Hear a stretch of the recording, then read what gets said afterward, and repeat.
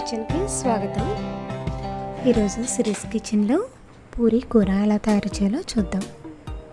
Stove పై pan పెట్టి 1 tea spoon oil వేసి ఆయిల్ని బాగా కాగనివ్వండి. ముందుగా ఒక బౌల్లో 2 టీ స్పూన్ శనగపిండి తీసుకుని తగినన్ని వాటర్ వేసి పిండిని ఉండలు లేకుండా కలిపి పక్కన పెట్టుకోండి. ఆయిల్ కాగిన తర్వాత కట్ చేసుకున్న 2 ఉల్లిపాయలు, పచ్చిమిర్చి 2 కరివేపాకు రెమ్మలు వేసి బాగా కలిపి ఉల్లిపాయలని మూత పెట్టుకుని ఒక 5 నిమిషాల పాటు వేగనివ్వండి. ఉల్లిపాయలు వేగిన తర్వాత మనం ఉడికించి పెట్టుకున్న బంగాళదుంపలు, 1/2 టీ స్పూన్ పసుపు, రుచికి తగినంత ఉప్పు వేసి ఒకసారి బాగా కలుపుకోండి.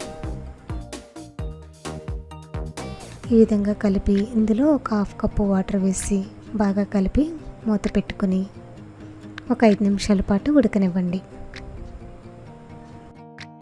ఇప్పుడు ఒకసారి మూత తీసి ఈ విధంగా ఉడికిన తర్వాత మనం రెడీ చేసి పెట్టుకున్న శనగపిండిని కర్రీలో వేసుకుని ఒకసారి బాగా కలిపి ఒక 5 నిమిషాల పాటు ఉడకనివ్వండి. ఇప్పుడు కూర రెడీ అయింది కదా, మనం కట్ చేసుకున్న కొత్తిమీర వేసి మూత పెట్టుకుని స్టవ్ ఆఫ్ చేసుకోండి. అంతే, పూరీ కర్రీ రెడీ.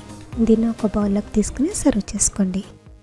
మరిన్ని వీడియోస్ కోసం సిరీస్ కిచెన్ని సబ్స్క్రైబ్ కాగలరు. ధన్యవాదములు.